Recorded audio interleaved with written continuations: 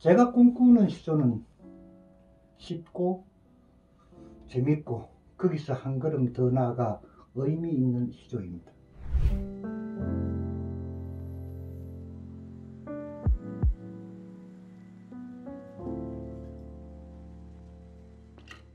시조2 구독자 여러분 안녕하십니까. 시조 나는 이렇게 쓴다라는 콘텐츠를 통해 여러분을 찾아온 문무학입니다.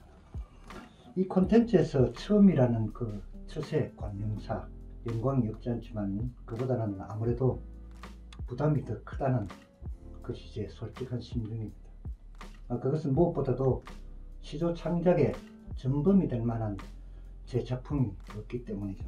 그러나 제가 꿈꾸는 시조에 비교적 가까이 가는 작품을 가지고 창작 경험을 말씀드릴 수는 있지 않을까 싶습니다. 팔만대장경에 경험이란 반성의 길잡이란 말이 있다고 하는데, 제가 반성하기 위해서라는 변명 하나 먼저 세우겠습니다.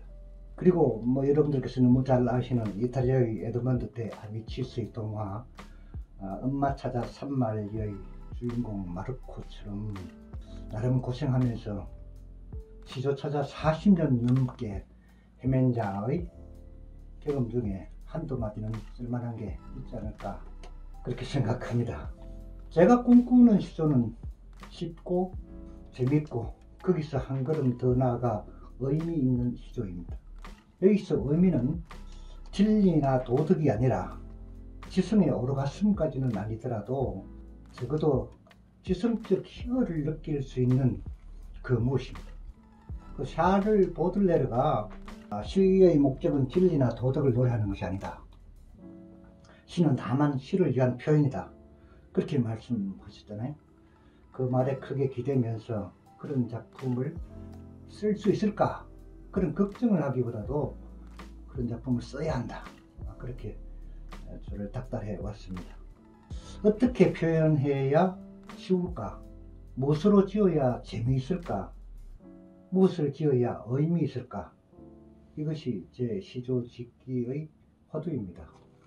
이런 시조를 지으려면 그 주제가 나와 관련이 되어 있어야 된다. 그 다음에 내가 잘 알 수 있는 것이어야 한다. 그리고 생각해 볼 가치가 있는 것이어야 한다. 그런 기준을 만들었습니다. 쉽고 재미있는 것은 언어, 즉 말에서 찾을 수 있다고 생각했습니다. 스위스의 의사이자 작가인 막스 피크르트라고 하는 시인은 인간과 말이라고 하는 책에서 인간이 말을 시작하기 이전부터 언어는 인간 속에 있었다. 그렇게 인간과 말의 거리를 잘 정리해 주었습니다. 그래서 말이 쉬울 수도 있겠다. 그리고 말에서 재미를 찾는 일이 가능하겠다. 이렇게 보았습니다. 그 다음 어떻게 의미 있을까? 언어유희적 기법을 적용하면 되겠다. 그런 생각을 했습니다. 낱말은 사전에 고정되어 있는 그 말뜻에 한정되는 것이 아니라 조금만 비틀면, 낱말을 조금만 비틀면 다른 뜻의 날개를 펴고 날아 나옵니다. 뜻이 확장된다는 그런 뜻인데요. 그렇게 하면 그 의미의 영토를 넓히는 광개토 대왕이 될 수 있다. 그런 생각까지도 했는데, 그렇게 하면 의미를 담고 지성적 희열을 느끼게 할 수 있지 않을까 이렇게 생각했습니다. 문학에서 언어 자체를 소재로 작품을 쓰는 것은 오랜 전통이 있고, 그런 창작 기법을 언어유희라고 합니다. 언어유희는 다른 의미를 암시하기 위해서 말이나 동음이어를 해합적으로 사용하는 표현 방법이죠. 그러니까 표현 방법으로 말이나 문자를 소재로 하는 유희를 말합니다. 시에서 사용하는 언어유희 기법은 다이어, 여러 개의 뜻을 가진 낱말, 동음이어 등을 사용해서 하는 것을 비롯해서 8가지 방법이 있다고 문학비평용사전에 정리하고 있습니다. 우리 고시조에도 언어유희적 기법의 시조가 있습니다. 말하기 좋다고 남의 말을 말할 것이, 남의 말 내하면 나도 남말 하는 것이, 말로서 말이 많은 말말을 까노라. 무명시 작품입니다. 말하기를 주제로 해서 말이라는 글자를 9번이나 거듭해서 쓰고 있습니다. 그러면서 리듬감을 아주 재미있게 살려냈죠. 9번이나 쓰인 그 말이란 말은 똑같은 의미의 말이 아닙니다.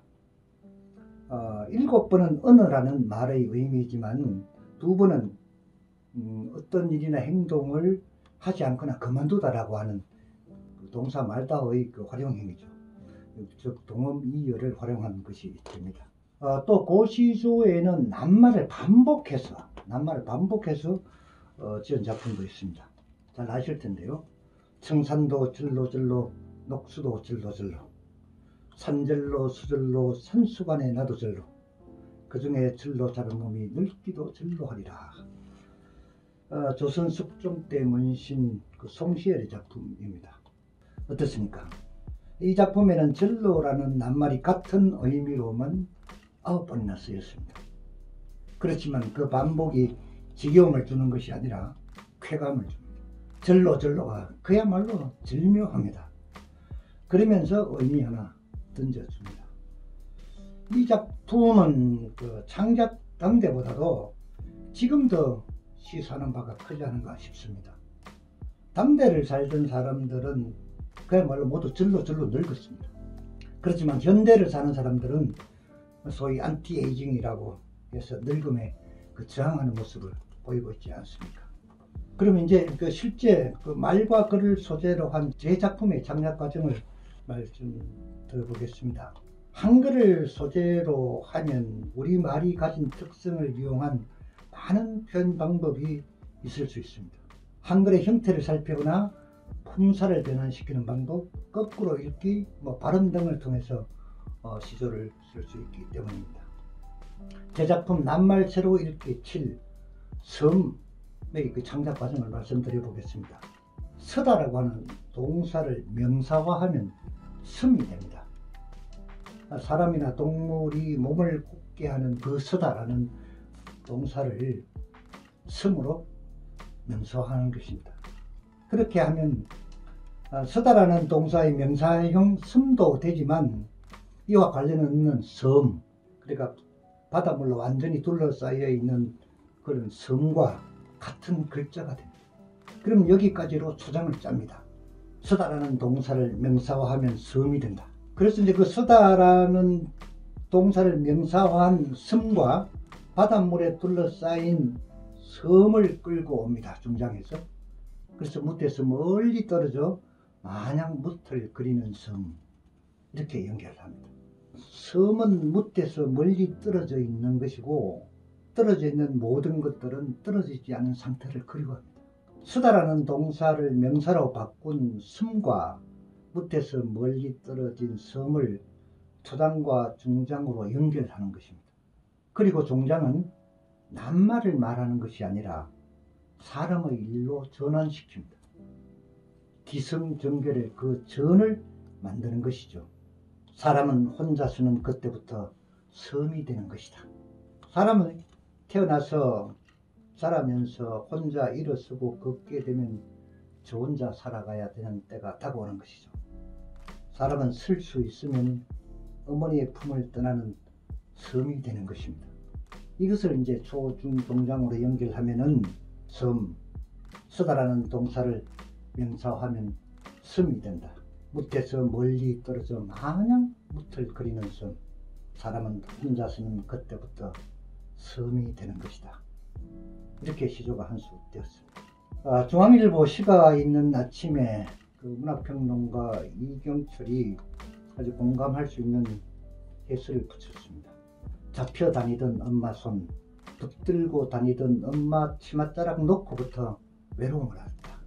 무섭고 불안한 세상 알았다. 그리고 그리움을 알았다. 그렇군요. 무태에서 떨어져 하염없이 그리는 것이 섬이고 우리네 각자의 삶이군요. 시조도 이렇게 설명하면서 그리움 더욱 그렇게 하는 장르일 수 있군요. 벗어날까 말까 하는 운율 아스라이 지켜가며 라고 했습니다. 눈맑은 평론가를 만난 시조 섬은 따로 떨어진 섬이 아니고 똑바로 서 있게 되었습니다. 우리 한글은 글자 모양에 착안해서 작품을 지을 수도 있습니다. 글자를 거꾸로 하면 다른 글자가 되는 것도 있습니다.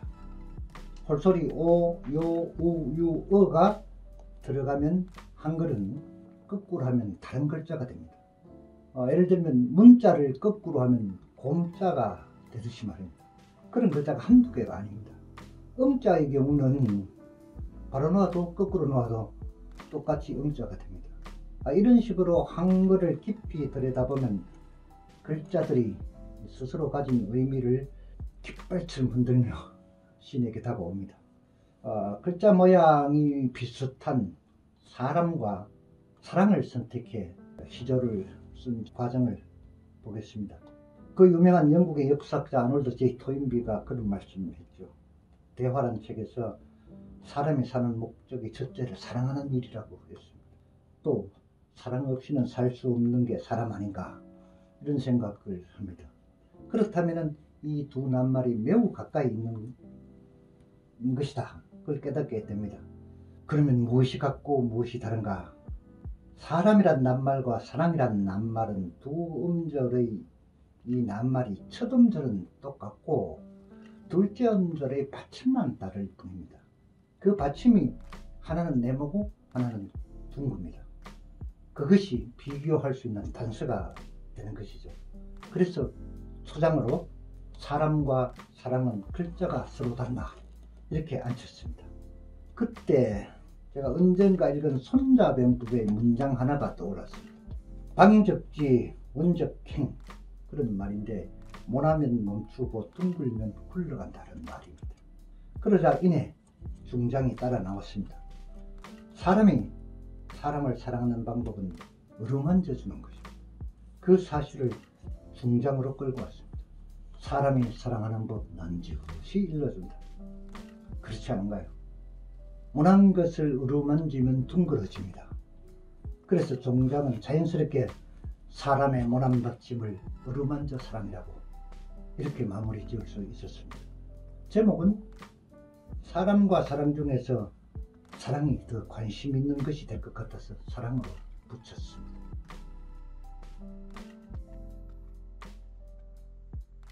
사랑, 사람과 사랑은 글자가 서로 닮아 사람이 사랑하는 법 넌지시 일러줍니다.